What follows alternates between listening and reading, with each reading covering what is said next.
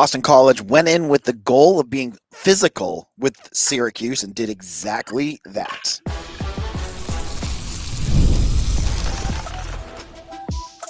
You are Locked On Boston College, your daily podcast on the Boston College Eagles.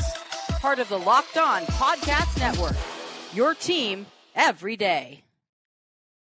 Hello, everyone, and welcome. This is Locked On Boston College, your team every day. I'm your host, AJ Black. I'm the editor and publisher of Eagle Insider, part of the 247 Network. Thank you all who are listening today. On today's show, we're going to look at the defense, the offense, and everything that happened in that game against Syracuse. Let's kick it off with our special guest of the day. But before we do that, I want to tell you, please check out FanDuel. You can start the season with a big return on FanDuel. New customers can place a $5 bet, and you'll get started with $150 in bonus bets if you win your first $5 bet. Visit FanDuel.com to get yourself started. So with us today, we have Mitchell Wolf of Eagle Insider. Mitch, how's it going? It's going well. Excited to be talking here off a win, one that I did predict on this podcast, and was pretty close on the score. I said there'd be a defensive touchdown that would try to decide the game, but it was defensive safety. But I would say that's pretty close. Yeah. That was you were one of very few that picked BC to win that game. And the reason BC wins this game isn't really Grayson James. We talked about that on the previous episode. But though he did manage the game enough to win it.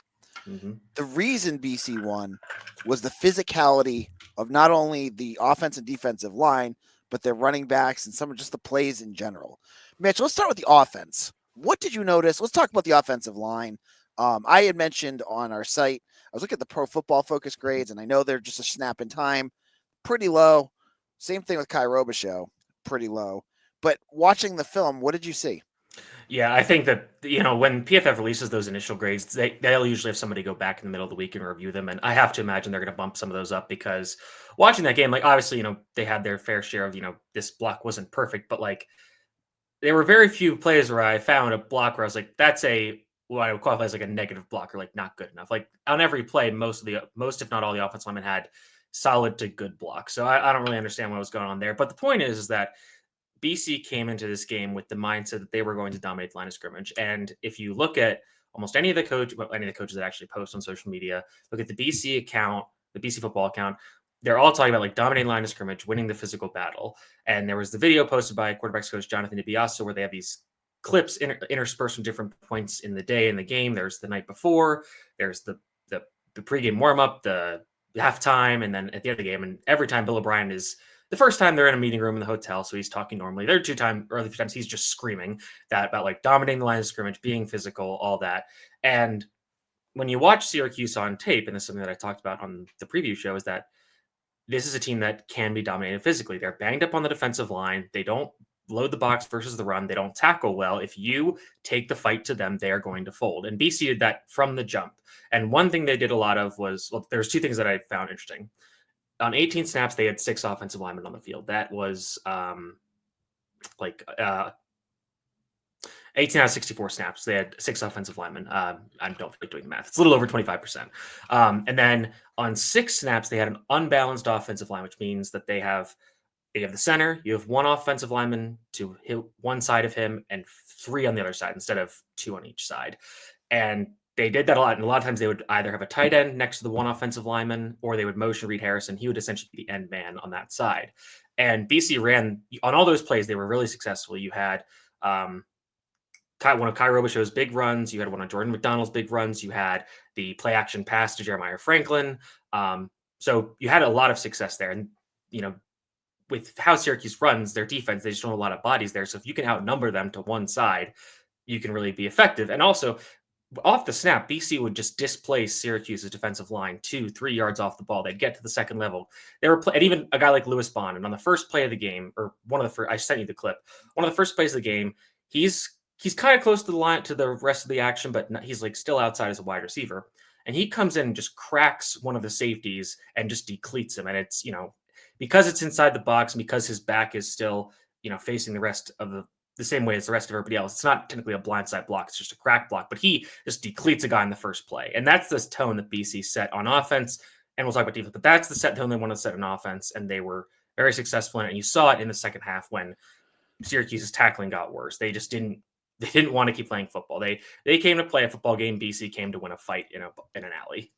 So let's talk about that running game. We saw Kai Robichaux, and this was, I think, a resurgence for him. Mhm. I feel like he's gotten a bad rap, and I understand too because he hasn't looked all that explosive in weeks prior.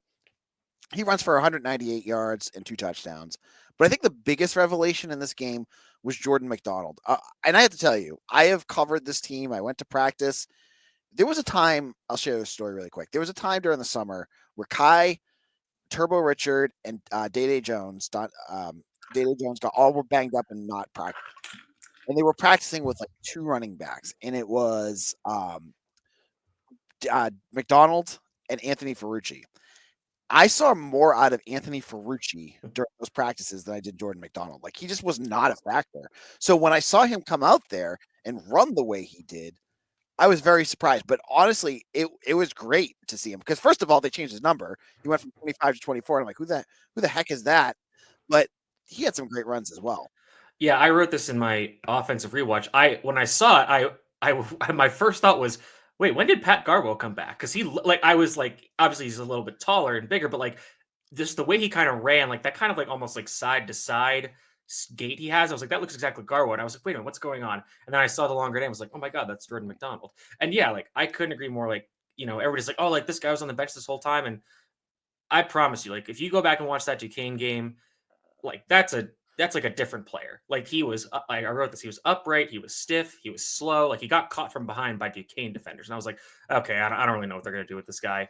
This was a completely different player, and I don't know what happened. And maybe he was hurt back then. Maybe he's finally healthy. I don't know, but yeah, I mean, he's got to be a bigger part of the offense, obviously, and especially with Turbo Richard probably being out for a little bit.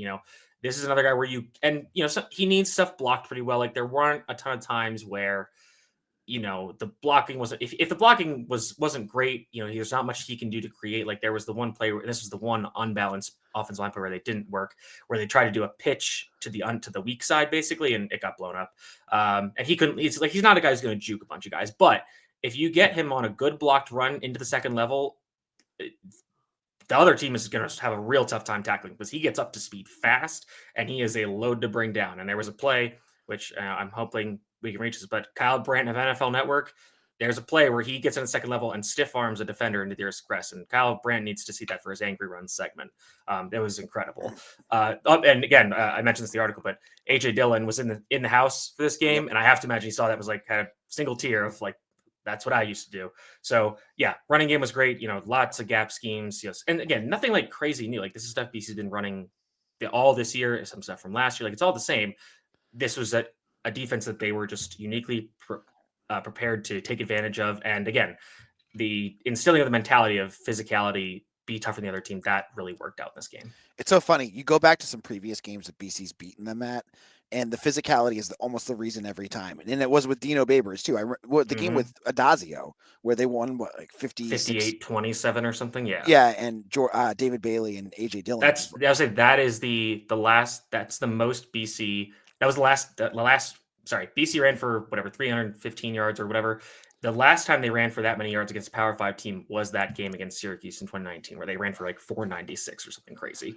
So it was a crazy game, and I think AJ Dillon responded when I tweeted at him about it with a picture of the screen, and it was like passing yards, like 10, yeah, and then like 200 rushing yards, and he just titled it football. Football. So, yep. So, anyways, in a moment, Mitch and I are going to continue talking more about this game. We're going to look at the defense, who had their moments, struggled at times, but still did enough to win this game. We'll get into all of that in just a moment.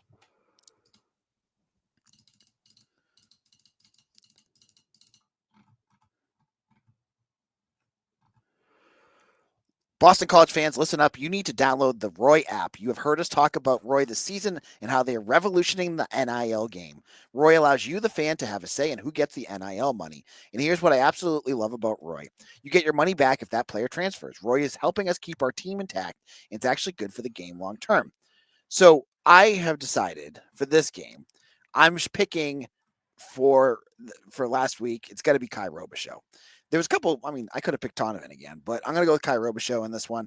And you could show your support for Kai Robichaux by depositing a little appreciation onto that player's account. Do that to download the Roy app. You can see what the logo looks like if you're watching on YouTube, or go to joinroy.com. Now let's get onto Roy and support Kai, and download the Roy app or get onto joinroy.com today and use promo code Locked On. Every athlete from every team is on there. No purchase necessary, void where prohibited. Go to joinroy.com for full details. Roy, support the players, change the game.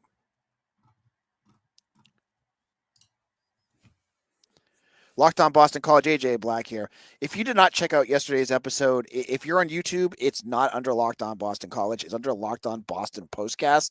Already have a ton of hits on that. I guess my take of it's time to start Grayson James was a very popular one.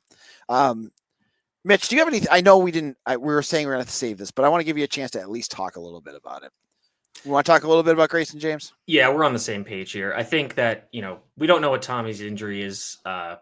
We don't know how serious it was really in game. But we were calling for him to be benched at halftime of that game because, he's just, like you said, he's broken. Like right now, I think his confidence is just shot. And like he basically has the yips, both as a passer and a runner. And honestly, I was thinking about this kind of because I'm a Steelers fan. It's kind of similar to the Justin Fields, Russell Wilson thing. Obviously, it's a little different, but the point of Justin Fields playing in that situation was that he can make up for certain deficiencies in the offense because of his ability to use his legs.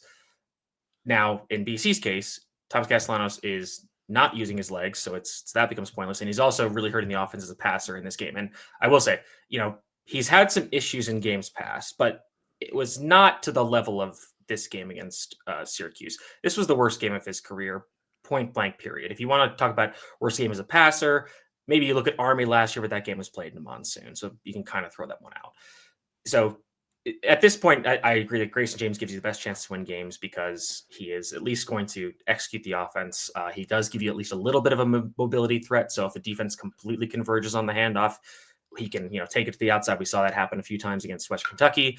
That said, again, I'm not anointing him as anything special. I'm very concerned that he's making his first start against a Power 5 team on the road against a top 15 team with a very good defense. So yeah, we'll talk about that later in the week. Yeah. And, it's actually a homecoming for Grayson James too. Cause that's true. But anyways, yeah, it was painful to watch at times. Like just the runs themselves, you could just see the lack of confidence. Like how many runs did he take where he basically just got right behind a lineman and just kind of. They had a quarterback counter designed run for him that like they ran a ton last year, like just tons of success, and like he's just not seeing it. Like, and this is like a guy like you're in a shooting funk, you have the yips, whatever. Like it's just not there, and like it's like, hey, you got to like take a timeout, got to sit you down, like work on it some other way, but like we can't have you out there right now because the offense isn't going to do anything if you're out there. All right, let's move on to the defense. We'll talk more about Grayson James later on the week. And just as a heads up as well, Bill did close practice again this week, which I don't think is a big surprise. I wonder why. Yeah, and for all you folks who go, AJ, ask him about the quarterback situation. I bet you all can guess what he's going to say. I bet you, and if I was a betting man, I would say he's going to say, "We don't know yet. We're going to make that decision as we get closer to the game." Mm-hmm. That's what he's going to say. Now, let's talk about the defense because they did let up 31 points, but the pressure we're talking physicality here. The pressure that they brought to the Orange was really strong at times and continued. Like they weren't consistent. They were, but there were times where they wouldn't get a ton of pressure, but there were enough times where they were able to slow down Kyle McCord. What did you see from especially the defensive line? Yeah. So here's the thing. So if you allow 31 points and you allow the other offense to have 431 yards, 392 through the air, if you do that consistently, that's not winning football. I'm not saying that's repeatable. You're not gonna be able to win games if you keep doing that. In the context of this game, where Syracuse, well, first of all, BC completely took away Syracuse's run game. Now, Syracuse's run game has been inconsistent this year, but typically when they have struggled to run the ball, they have lost. And that's not to say like you need to stop the run to stop them, that there's a lot of, chicken, what's the chicken, what's the egg, what's the cause, the effect, or the effect there. So I'm not saying that, but if you look at how BC played the run in this game, and there are a few plays where there was one play where Omar Thornton came up and laid the hit stick on the Quinn Allen, stopped him in his tracks. Later in the game, Davion Crouch did the same thing. There was a play where, and I didn't realize that until after when I was watching the film, they basically tried to do a power run that was from a very similar formation that BC was using, where they had full offensive line, the 2 tight ends on the edges, and then they motioned the wide receiver in to kind of flank on the edge, and they handed it off. But they handed it off to their tight end, Dan Villari, who's like their Wildcat quarterback, and BC stuffed that run. And that's because BC's defense sees that play all the time, and they got in there, they stuffed it, they got off the blocks and everything. And again, this is where the idea of being physical, being tough for the other team was born out, because they, again, came ready to play, came ready to beat up Syracuse, and they took the running game away, which obviously Syracuse is super pass heavy. They want to throw the ball, but if you make them only do that, that does take away an element of their offense where they're able to do other things. They can't use the RPO game. They're not doing play action. They're just going to put 5 receivers out, empty formation, throw the ball. And that is easier to defend if you don't have to worry about the run game. So that's part of it.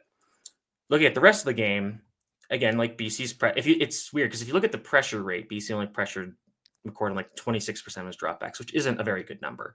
But if you think about the fact that he dropped back to throw 53 times, a bunch of those are screens. Some of them are RPOs. Some of them are, very quick throws where, like the first play of the game, they motioned LeQuint Allen across the formation and threw him a bubble screen, and they ran the cut protection where all the offensive linemen dive at the defensive lineman's feet. So we see that. We've seen that before the season. And if you take those plays out, and then you reduce the number of dropbacks, you're looking at a much higher pressure rate. And BC got 4 sacks. It's a very good number for them. Obviously, you get the strip sack by Ezeraku for the safety, which is huge. Quintavious Hutchins, 2 sacks. Ezeraku was another great one. And Ezeraku had 2 or 3 more quarterback hits. They should have forced an intentional grounding at the end of the half. That was a missed call, which Bill O'Brien was rightly miffed about. And they forced a bunch of throwaways too, and affected passes. And so even if you're not showing up in the sack rate, these pressures are leading to negative plays for the offense that keep them behind the chains. And that was a huge part of why this defense was ultimately successful, because with Syracuse's offense, with who BC has on defense, you're missing Amari Jackson. Your slot cornerback position is a bit questionable. You're missing Cam Arnold. Yep. Yeah. And McGowan has played pretty well the last 2 games. He's played every snap in the last 2 games. And the only other player to do that is Ezeraku. So that's very impressive. But if you think about that personnel versus Syracuse's passing offense, which has a bunch of good receivers, has experienced receivers, like Kyle McCord has played a good amount of football. His receivers, Jackson Meeks, he's a 4th or 5th year player. He hasn't played a ton, didn't play a ton in Georgia, but he's been around a while. Rondé Gadsden's played a lot of football. They've got all these guys who have, Trevor Payne has been around forever. They have guys who are good receivers who know what they're doing. You're probably not, you're seeing almost every other defense they've played, they've tore up. You're going to have some plays, some drives where they hit on some big plays. We saw these plays where Kyle McCord would hit on these fade balls with perfect placement. There's no defense for a perfect throw. If you put the ball on the outside shoulder of Rondé Gadsden when he's covered by Carter Davis in man coverage, he's going to catch it, and that's just a great play. If you put a Rondé Gadsden on Isaiah Ferris, where Gadsden outweighs him by 75 pounds in the red zone, that's going to be a win for the offense. That's going to happen sometimes. But because they were able to get these turnovers, because they're able to get these sacks, derail drives, get 2 drives that end in turnover on downs because Syracuse fails on 4th, that is, in this game where there are 26 possessions, that's a ton of possessions for college football these days. That is enough where if your offense is playing well and controlling the clock on their side, that's a huge win. So one last thought about the defense, and we'll get into our final segment in just a moment. We were saying we're going to eat a little crow on some guys that we were wrong on. You kind of already alluded to it with Owen McGowan, who I thought, as you said, played very well. He's not, going to be out there covering wide receivers in man coverage. It's not his game, but he has been very reliable run defense, hasn't missed a tackle. And I think Tim Lewis is doing a better job of hiding him, like not asking him to do some of those coverage assignments where it's going to be tougher. They're asking Sione Hala to do some of them, and he got beat on that weird play where LeQuint Allen looked like he ran out of bounds down the sideline. I can't tell from the tape if he did. If he didn't, that's incredible. But, Sione Hala is still struggling with those, and Owen McGowan would be worse. But Owen McGowan has been playing pretty well in relief of Cam Arnold. That has not been a major problem for this defense. Does he remind you of Vinny DePalma at all? Oh, yeah. Yeah. Last year, I think they were listed at the exact same measurements. Right. I think he does have a little more athletic juice, but not like a ton. And let's talk about one other guy that we've been kind of off on, which is Quintavious Hutchins, who's definitely has earned to be the starting edge. Yeah, like at this point, like even just the knack for the big plays are huge. Like looking at his pass rush reps, like he does get some pressures, and the 2 sacks are great. Like they're not obviously the strip sack, Ezeraku was going crazy in this game. Like I sent you some clips of it that are absolutely nuts. Like he was awesome in this game. And so that kind of, shrouds Hutchins' ability, and it's like, oh, he's not doing all the same thing as Rock is doing, but like not a lot of people are, honestly, and not a lot of BC players would. But Hutchins is playing exceptionally hard. He's getting better.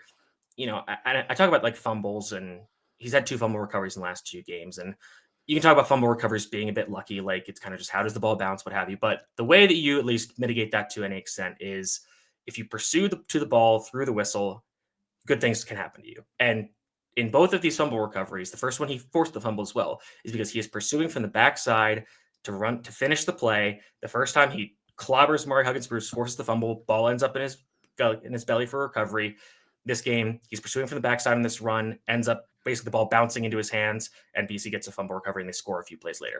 So that's what you show the rest of the team. And say, hey, Hutchins is doing this. He is pursuing the ball at the end of every play. If you do this, good things will happen. And honestly, like Neto Ekpalo, you replaced. Neto Ekpalo had a pretty good game too. He, kind of had another thing where he beat the offensive tackle, then trips and misses the sack. But he had some pressure. He had some good plays in the run. But I do respect like them making the switch to Quintavious Hutchins, because now you get Ekpalo kind of focusing more on being a relief player, a sixth man, if you will, where he's maybe not as good of a starter, but he's doing better off the bench. And one other guy I want to bring up was not someone that we had to eat crow on, but just a guy that's impressed me. I saw On3 listed their top 10 freshmen of the week, and Ashton McShane was listed as one. What have you seen out of him? I mean, as a true freshman, he seems like he's been pretty impressive so far. Yeah, let's get the penalty out of the way. So the penalty, it's a tough assignment because he's in man coverage, he's trailing the receiver, and the ball is a bit underthrown, and he is just like, this is something that you learn just by playing more. And he's got to recognize that when the receiver looks back and gets his hands up, that's when you need to get, like, as soon as you see that, you got to get your head back so you can at least not get called. So that's a true freshman mistake. It happens. But he also had 2 or 3 passes broken up, but 2 of which on slants. One was earlier in the game where he gets beat inside, but then is able to get there, make contact right as the ball gets there. Second one was, I think it might have been on Syracuse like final drive where they ran another slant. He does the same thing. And that was the play where the ball kind of got tipped up and Owen McGowan almost caught it. And then like Quentin Allen almost caught it, which I think if he caught that ball, he might have scored. That would have been a disaster. But yeah, I mean, I think he's playing well. Like he's still a physical player. Like that's good to see. Like the penalty, like it's going to happen sometimes, especially against a good receiving core like this. But he's, for the most part, he has not looked like a true freshman, honestly.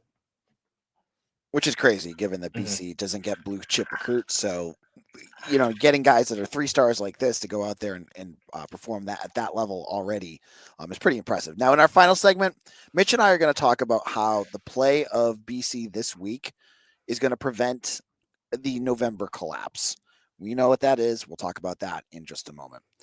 Get ready to tackle the NFL action with FanDuel, America's #1 sportsbook, because right now new customers can bet $5 and get $150 in bonus bets if you win.